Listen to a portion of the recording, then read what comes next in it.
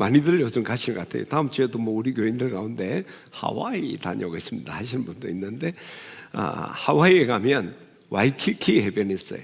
근데 그거 해운대하고 똑같습니다. 뒤에 백화점이 있고 해변 있는 와이키키 해변에 가면 호놀룰루 동물원이 있어요.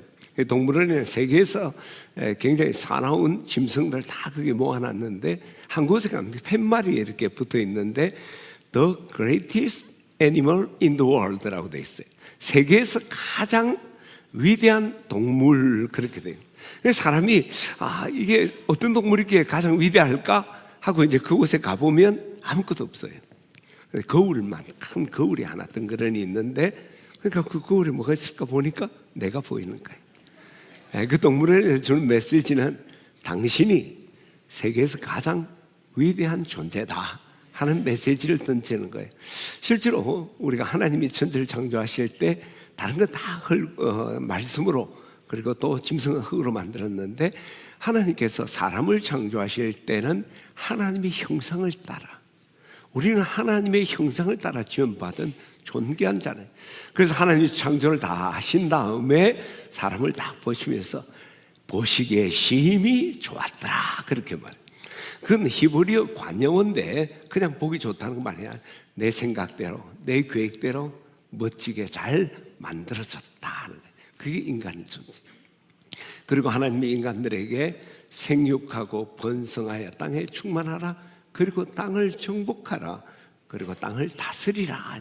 만물의 영장으로 하나님 우리를 지으셨다는 거예요. 우리 하나님은 우리를 하나님의 형상을 따라 지음받은 존귀한 존재, 그리고 만물을 다스리는 영장으로 우리를 창조하셨다는 거예요. 뿐만 아니라 하나님은 우리에게 약속했어요. 내가 너를 보배롭고 존귀 여기노라. 할렐루야. 우리 옆에 있는 분, 당신은 진짜 존귀한 분입니다. 그리고 하나님께서 그 창조만 하신 게 아니라 사람들에게 내가 이 땅에 모든 씨 맺는 모든 채소와 씨 가진 열매 맺는 모든 나무를 너희의 먹거리로 주겠다. 하나님은 그냥 창조해놓고 내팽겨치는 게 아니라 우리의 모든 필요와 우리의 모든 정서적인 필요, 우리 물질적인 필요를 채우겠다는 거예요. 그래서 신약 성경에도 보면 내가 온 것은, 도둑이 오는 것은 도둑질하고 죽이고 멸망시키려는 것이요, 내가 온 것은 양으로 생명을 얻게 하고 더 풍성하게 얻게 하려 합니다. 여러분, 오늘 우리가 기억해야 돼요. 우리 사람은 하나님이 존귀하게 창조했고 하나님이 우리에게 풍성한 삶을 살도록 계획하셨다. 그러니까 우리는 귀하고 행복하게 풍요롭게, 그냥 단순히 풍요가 아니라 부유하게 삶을 살도록 창조하신 존재. 그런데 현실은 그렇지 못한 게 참 많은 것 같아요. 우리는 참 존귀한 존재인데 그렇지 못할 때가 참 많아요. 어떤 소설 작가가 원숭이의 회의라는 그 소설을 썼는데, 그게 보면 원숭이들이 막 회의를 하는데 격분을 하는 거예요. 그 내용이 뭐냐면 사람들이 우리 원숭이를 조상이라 한다는 거예요. 기분 나빠 죽겠다는 거야. 왜 그러냐 보니까 사람들은 온갖 나쁜 짓, 살인, 폭행, 강도 짓을 하고, 그리고 서로 시기, 질투, 미움을 가지고 매일 싸움박질 하는데 우리를 자기 조상이라는 건 이건 심각한 명예훼손이라는 거예요. 원숭이들이 그랬다는 거예요. 그 소설이 말하는 것은 요즘 사람들이 원숭이만 못하다는 걸 풍자적으로 표현하고 있는 거죠. 그리고 우리가 정신적인 행복, 물질적인 풍요도 사실은 우리가 누리지 못하고 살아가는 모습들을 우리가 많이 봅니다. 9세기에 세계를 제패했던 나라가 사라센 제국, 스페인 사라센 제국이에요. 거기에 압둘라 라흐만 3세가 49년 동안, 사라센 제국이 가장 왕성했을 때 그 제국을 49년 동안 통치했던 사람이 압둘라 라흐만 3세예요. 근데 그가 다스리는 동안에 그의 수입이 3억 달러, 지금으로 하면 한 3,500, 600, 그 정도, 그건 4천억 가량 되는 돈이고, 그 당시로 하면 어마어마한, 요즘은 뭐 조 단위를 넘어가는 어마어마한 부를 가졌죠. 그리고 세계 최강의 부대를 자기가 가졌을 뿐만 아니라 그 옛날에 왕은 왕후 오늘도 우리 왕비들 많이 나오고 막 그랬잖아요. 처첩을 몇 명을 데리고 있었을까요? 3,321명 의자왕 저리로 가라에 3,321명. 거기에다가 그 소생이 616명이라는 뭐 그냥 모든 권력을 다 누리는 거예요. 뭐 아내가 많다고 그렇게 행복한 건 아니에요, 그죠? 어떤 사람 아내가 많다는데 한 사람도 버거운데 그 두 사람 세서 얼마나 힘들었겠어요. 어쨌든 그런 부경을 누렸는데 그의 말년의 고백이 뭡니까? 내가 모든 권력을 가지고 영화를 놓고 내가 세계를 통치했지만 내가 정말 행복했던 날은 내 인생의 단 14일 뿐이었다는 거예요. 내 인생 전체가 아니더라도 49년의 통치 기간 동안만 하더라도 14일밖에 행복하지 못했다는 거예요.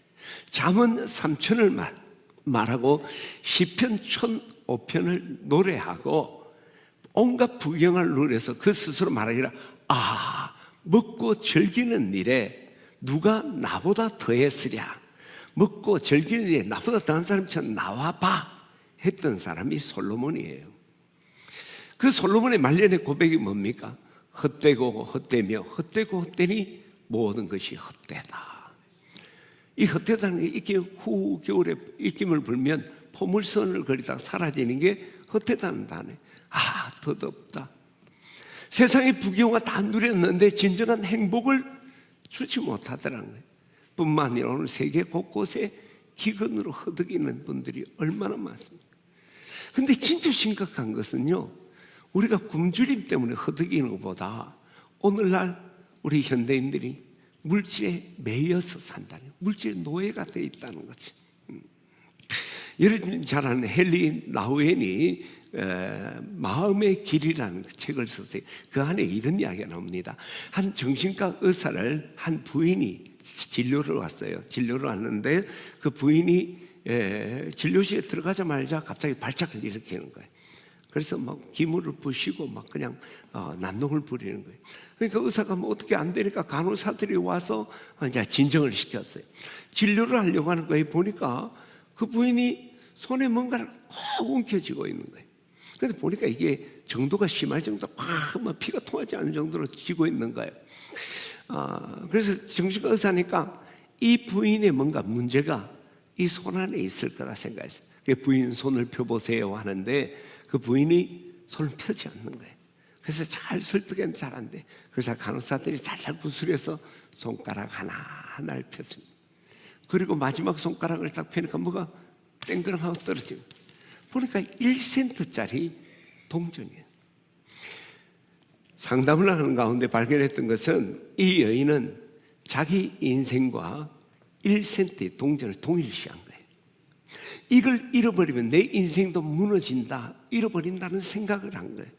그래서 그걸 일자로 움켜잡고 뿐만 아니라 누가 칼을 가지고 와서 내 이 돈을 빼앗아가면 어떻게 할까? 어떻게 하면 이것을 빼앗기지 않을까? 전전긍긍하고 고통 속에 살아왔던 거예요. 그런 오늘 우리 현대인의 모습 보여주는 것 같아요. 물질을 붙들고 살아가는데 이거 없으면 내 인생이 끝날 것 같고 내 존재가 사라지고 사람들이 나를 외면할 것 같아서 물질을 꽉 붙들고 살아가는 현대인의 모습. 근데 저는요, 그것이 그냥 욕심이 많다 이 문제만 아니라고 생각해요. 우리는 물질 없으면 죽을 것 같아서 그걸 그냥 움켜잡고 있는데 사실은 우리가 물질에 붙들려서 하는 거예요. 내가 물질을 붙들고 전전긍긍하는 것도 문제지만 사실은 내가 물질에 매여 있는 거예요. 그래서 오늘날 우리가 신을 때 맘모니즘 이야기하잖아요. 물질신, 돈이 신이 되고 그게 매여서 꼼짝달싹하지 못한, 이게 오늘 우리의 모습 아닙니까? 분명히 하나님은 우리에게 존귀하고 행복하고 부유하게 살도록 하나님께서 계획하셨단 말이에요. 그런데 오늘 우리의 현실은 존귀함도 없어요. 이 사람이 얼마나 그랬으면 우리가 인권, 동성연애 하는 게 인권이라고 그렇게 막 주장하고 난리를 치고 있잖아요. 인간이 정말 존귀하다면 그런 생각을 어떻게 할 수가 있습니까? 그런데 우리가 그렇게 돼버렸다는 거죠. 행복, 모든 게 돈이 있으면 행복할 거예요. 제가 어릴 때 또 젊을 때보다 지금 너무너무 잘 살아요. 행복하십니까? 그렇지 못한 경우가 더 많아. 더 물질에 매여서. 그때는 진짜 돈이 없었어요. 근데 지금 돈 많아요. 근데 돈 없다. 매일매일 죽는 소리, 고가는 소리만 하고 있단 말이에요. 왜 그렇게 됐을까? 그것은요, 우리가 하나님과 함께 있지 못하기 때문에. 잘 기억해야 돼요. 여러분, 우리에게 존귀함과 행복과 부는 하나님이 주신 거예요. 도적은 와서 도둑질하고 죽이고 멸망시키려는 거예요. 세상의 모두가 그런 거예요. 그러나 하나님은 양으로 생명을 얻고 풍성히 얻게 하려 합니다. 시편 기자는 이렇게 표현합니다. 내가 평안히 눕고 자기도 하리니 나를 안전하게 거하시는 이는 오직 여호와 신이다. 하나님만이 나에게 진정한 평안과 안식, 행복, 풍요를 줄 수 있다. 근데 그 하나님 나와 함께 있지 못한 거예요. 여러분, 아이들이 가장 행복한 자리가 어디입니까? 엄마 품 속에 있는 거잖아요. 그러니까 엄마가 있으면 애들이 울질 않아. 엄마만 없으면 아빠는 별로 소용이 없는 것 같아요. 엄마가 없으면 애들이 불안해하고 나중에 막 울기 시작하는 거죠. 엄마 막 찾아내라고 막 그러는 거죠. 우리 지난 주간에 우리 아들이 화상 통화를 일주일에 몇 번을 해요. 통화를 하는데 엄마를 자꾸 바꿔달래. 그래서 왜? 하니까 엄마 바꿔달래. 자꾸 아주 측은한 음성으로. 그랬더니 그 옆에 우리 며느리가 화상으로 탁 출연하면서 자기 신랑이 지난 주간에 며칠간 많이 아팠대. 감기 몸살로. 밤에 열이 펄펄 나고 했는데 밤에 잠결에 잠꼬대를 하면서 엄마 좀 참고로 말하면 우리 큰아들이며 자녀가 하나 반이 있어요. 하나 반이라는 것은 태어난 아이 하나, 뱃속에 있는 하나, 마누라도 다 있고 완전히 어른이잖아요. 그런데 아프니까 엄마 그러니까 아침에 일어나서 막 엄마가 그래 보고 싶었던 거예요. 참 엄마라는 게 참 귀한 존재다. 우리 아이가 어릴 때부터 편도가 잘 보여요. 편도가 보면 열이 많이 나잖아요. 그래서 그때 뭐 어서 편도를 잘라라, 자르지 마라, 뭐 그랬단 말이에요. 좀 괜찮았는데 이제 자기가 막 이제 과로하면서 막 편도가 붓고 막 그랬던. 그리고 옛날에 편도가 부는 자기 엄마가 옆에 앉아갖고 밤새도록 알아가다가 막 그냥 닦아주고 뭐 요즘 병원 가면 가지만 옛날에 병원 우리 돈 내고 갑니다. 요즘 아이들 공짜로 가잖아. 그 병원 잘 안 갔어요. 그래서 뭐 어쨌든 집에서 냉수 마찰로 해결을 하려고 막 그래 밤새도록 그래. 엄마가 있으면 평안하고. 그러니까 자기도 무심결에 막 열이 나고 그러니까 엄마 그랬대. 엄마가 있는 자리, 그죠? 평안하지 엄마가 없으니까. 저도요 그런 경험이 있어. 제가 우리 둘째가 대전에서 결혼했는데 결혼을 하고 이제 집으로 내려오는데 우리 큰아들이 이제 먼 곳에 있는데 전화가 온 거예요. 이제 결혼식에 자기는 참여를 못했으니까 축하한다고. 그러면서 좋은 소식을 전해드리다 보니까 아기를 가졌다는 거야. 내가 최초로 할아버지가 되는 그 순간에 그 아이가 금방 안 생겨서 좀 걱정하고 말을 못하잖아요. 요즘 애 있나 이런 말하면 큰일 나거든요. 혼자 가슴 아림하고 있는데 임신했다. 근데 임신한 게 이제 며칠 전에 알았는데 동생이 결혼식 하는데 임신 이야기하면 축제 대상이 바뀔 수 있으니까 아주 시간이 드는 것 같아. 늦게 해야 돼. 너무너무 그 전화 끊자마자 내가 우리 어머니한테 전화를 했잖아요. 내가 이 기쁘서 내가 막내거든. 그 좋은 일이 있으면 내가 중학교 때가 전반기였잖아요. 엄마한테 막 이제 막 전화를 하다. 그러다가 전화를 듣고 내가 막 울었어. 2주 전에 우리 어머니가 세상을 떠나신 거야. 그 순간 내 인생의 최고의 기쁨의 순간인데 엄마가 없으니까 그 대전에서 내려오는 늘 계속 울었어. 울다가 우리 집 사람이 생뚱맞아 나중에 옆에서 같이 울고 엄마가 있는 자리 없는 자리. 여러분 우리가 잘 알지 못하지만 사실은 하나님이 우리와 함께 있을 때 이런 존귀함도 행복도 부귀가 있는데 하나님이 없으니까 우리가 정말 무가치하게 별 볼일 말 그대로 줄 끊어진 그런 인생이 돼버렸다는 거예요. 그러면 우리가 질문이 있잖아요. 왜 우리가 하나님과 함께 못 있냐? 내가 언제는 하나님 뭐 믿다 했나? 하나님 떠났나? 왜 그런가? 우리가 하나님과 함께하지 못하는 건 우리에게 죄가 있기 때문에 성경에 보면 너희 죄악이 너희와 하나님 사이를 내었고 너희 죄가 그 얼굴을 가리어서 너희에게 듣지 않으시게 합니다. 우리 사람이 죄가 있으니까 하나님 간본 그렇게 되면 마치 빛과 어둠이 공존할 수 없고 거룩함과 어둠이 같이 있을 수 없는 것처럼 우리가 죄인이 가 있으니까 하나님 곁으로 갈 수 없어서 우리가 하나님부터 떨어지게 된 거지요. 근데 이 죄가 그럼 내가 무슨 큰 죄를 지었다고? 성경이 말하는 죄는요, 내가 누굴 두들겨 패서 폭행하고 누굴 훔쳐서 도둑질이 아니에요. 마음으로 짓는 죄. 내가 미워하는 마음이 생기면 그걸 하나님은요 죄라 그러는 거예요. 하나님 세게 이야기합니다. 미워하는 마음이 있으면 살인이다. 뭔가 갖고 싶은 욕심이 생기면 도둑질이다. 이런 기준에 하나님 앞에 죄인이 아니라고 말할 수 있는 사람, 제가 목사잖아요. 근데 그 기준으로 내가 하나님 앞에 나 죄 없다 할 수가 없는 거예요. 그래서 성경에 보니까 모든 사람이 죄를 범했다. 그래 너희가 교도소 갈 죄는 지은 건 아니지만 너희 마음으로 많은 죄를 지었다. 그래서 하나님의 영광에 하나님과 함께 있지 못하고 하나님의 축복을 누리지 못한다 라고 우리에게 답을 준 거예요.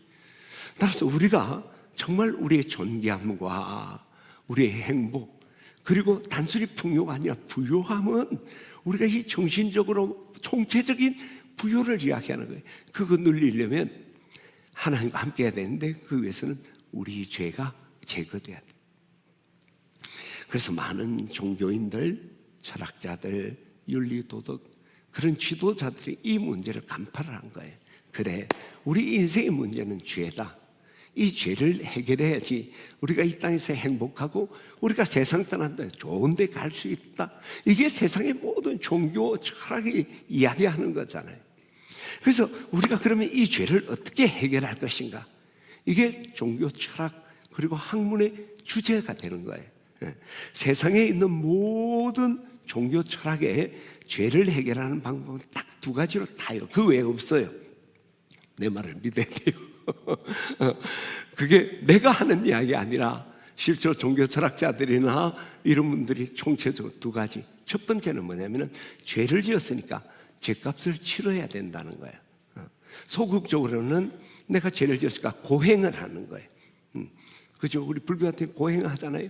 내가 죄를 지었으니까 내가 페널티를 받고 고행을 해야 된다.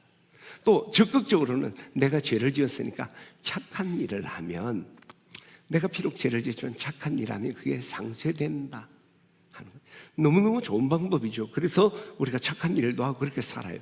그러나 여러분, 우리가 내가 죄를 해결해서 고행을 하고 내가 착한 일 한다고 내가 지은 죄가 근본적으로 사라지는 건 아니에요. 내가 부모한테 효도 불효를 하고 청량리 양로원에다 사랑감만에 갖다 줬다고 내가 지은 죄가 사라질까요? 그건 아니잖아요. 성경은 율법을 따라 모든 물건이 피로서 정결케 되나니 피 흘림이 없은 적 사함이 없다. 죄삭은 사망이다. 여러분, 고대로부터 지금까지 모든 제사, 그건 죄를 해결하고자 하는 제사예요. 그 제사의 공통이 뭡니까? 피의 제사입니다. 기독교만이 아니에요. 생명만이 나의 지은 죄를 해결할 수 있다는 거예요. 그런데 우리가 해결할 수가 없잖아요. 그래서 두 번째 대안이 뭐냐면, 자, 이미 지은 죄는 엎어진 물이니까 앞으로 죄 짓지 말자. 그래서 우리가 면벽 수련하고 금욕을 하면서 죄를 안 지려고, 저도 죄 안 지려고 굉장히 노력을 합니다. 이 자리에 있는 모든 분들은 그럴 거예요. 죄 안 지으려고 노력을 하죠. 그런데 여러분, 우리가 정확하게 한번 생각을 해봅시다.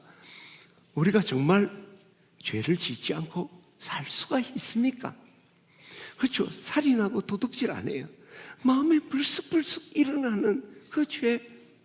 제가 1년 중에 진짜 뭐 옛날 도사들이 목욕제기 한다는 것처럼 1년 중에 제일 제가 목사로서 목회를 하는데 제일 소중한 날이 이 날이에요.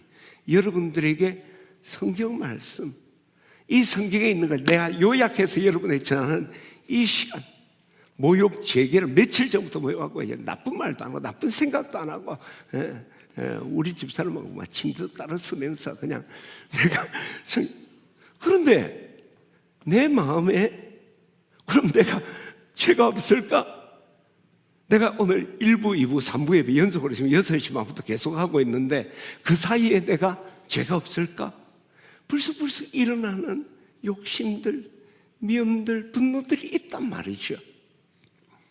여러분, 우리가 죄를 지어서 죄인이 아닙니다. 우리는 죄인이기 때문에 이런 우리 아담으로부터 죄의 뿌리, 성뿌리가 있기 때문에 죄를 짓고 살 수밖에 없어요.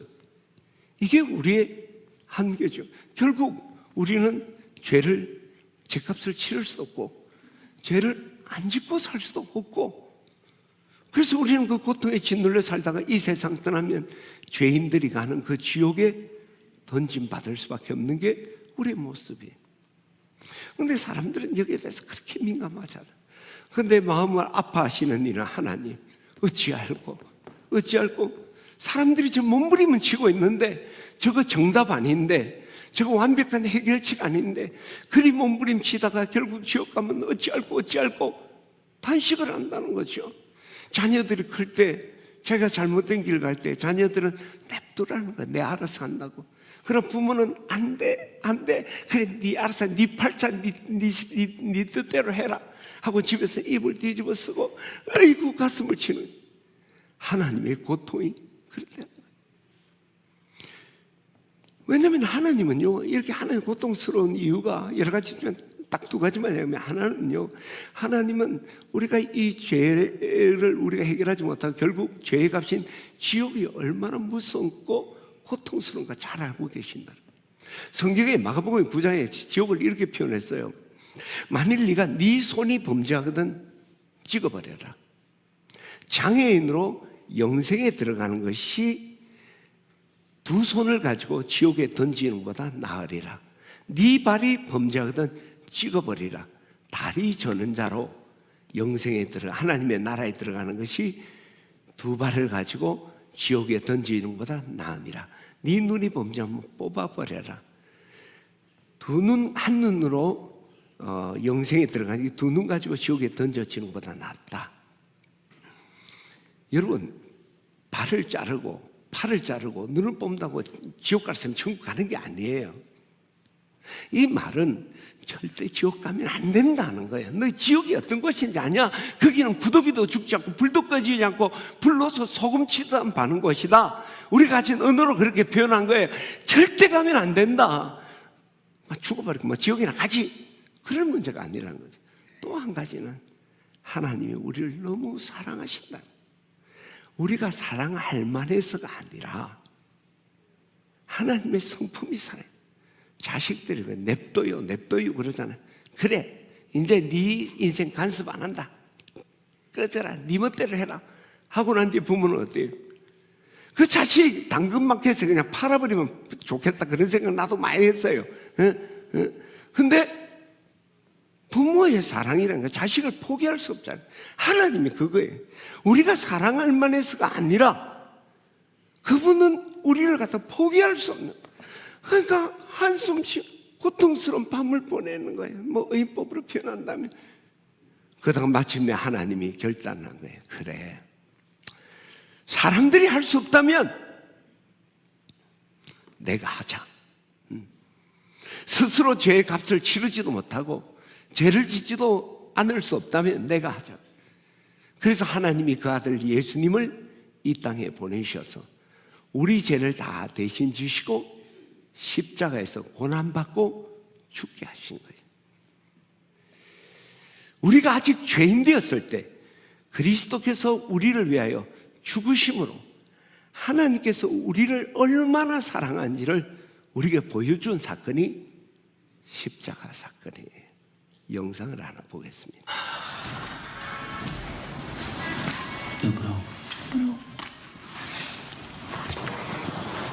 Za hodinu pojede vlak, jo. Za 30 minut pro tebe přijdu a půjdeme nahoru a budeme pouštět čupátka, jo.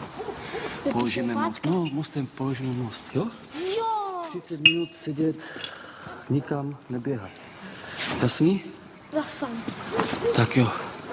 Tak čau.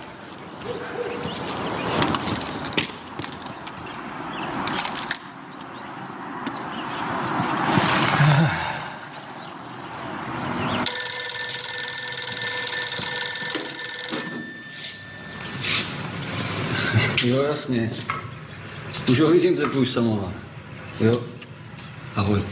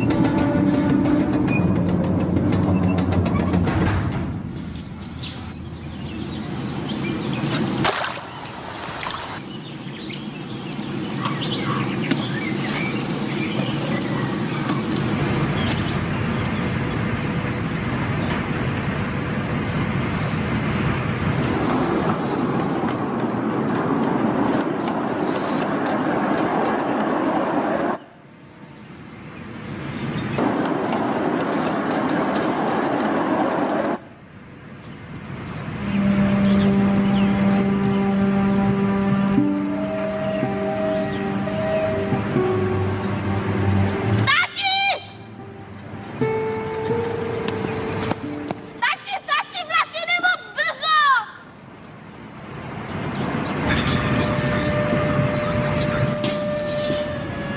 Tati, ten vlak jede moc brzo!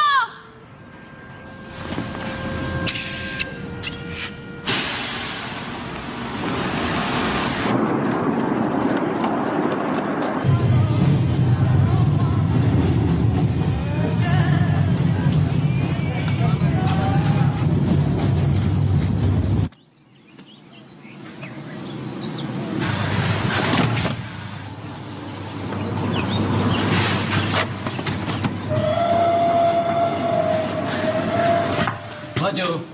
Láďo! Láďo!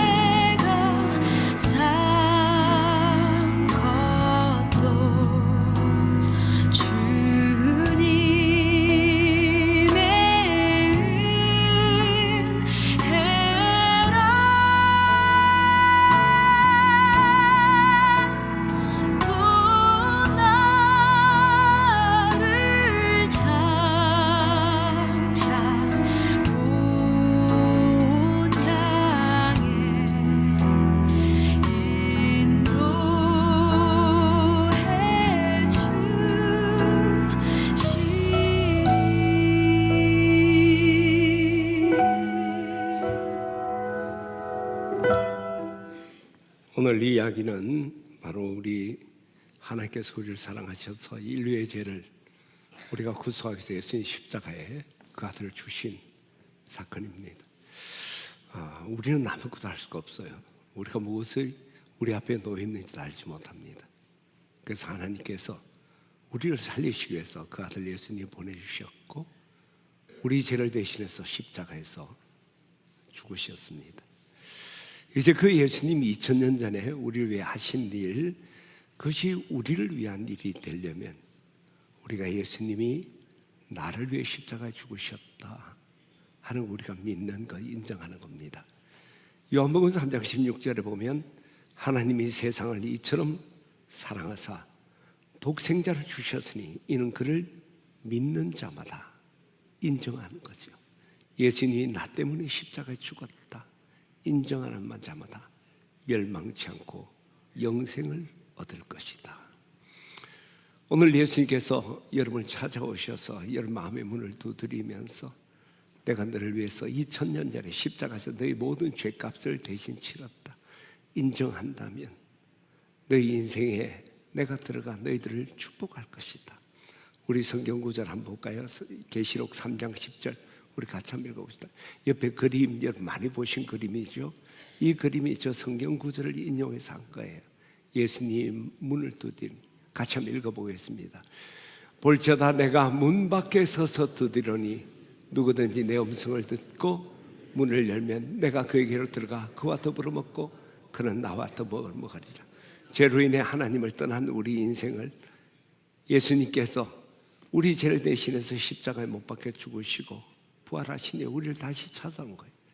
그리고 우리의 마음의 문을 두드립니다. 내가 너를 위해 십자가에서 너희 죄를 다 해결했다. 너 믿으면, 마음을 열고 믿으면 내가 너희 인생에 들어가서 너 죄에서 자유하고 내가 너와 함께하고 내가 너를 향한 너희의 존귀함과 행복과 부여를 회복할 것이다. 주님 말씀했어요. 그런데 오늘 저 그림의 특징은요, 문고리가 밖에 있지 않아요. 안에서 열어주지 않으면 들어갈 수 없습니다. 예수님은 지금도 여러분의 마음을 두드리는 거예요. 너희가 해결할 수 없는 인생의 짐 내가 십자가로 대속했다. 너희들 그걸 인정한다면, 마음의 문을 열어준다면 내가 기꺼이 너희 인생에 다시 들어갈 것이다. 그리고 내가 너희를 축복할 것이다. 저는 오늘 이 자리에 있는 분들이 여러분 마음의 문을 열고 예수님이 나를 위해 십자가에 죽으시고 3일 만에 부활한 걸 믿고 구원받게 되기를 주의 이름으로 축원합니다.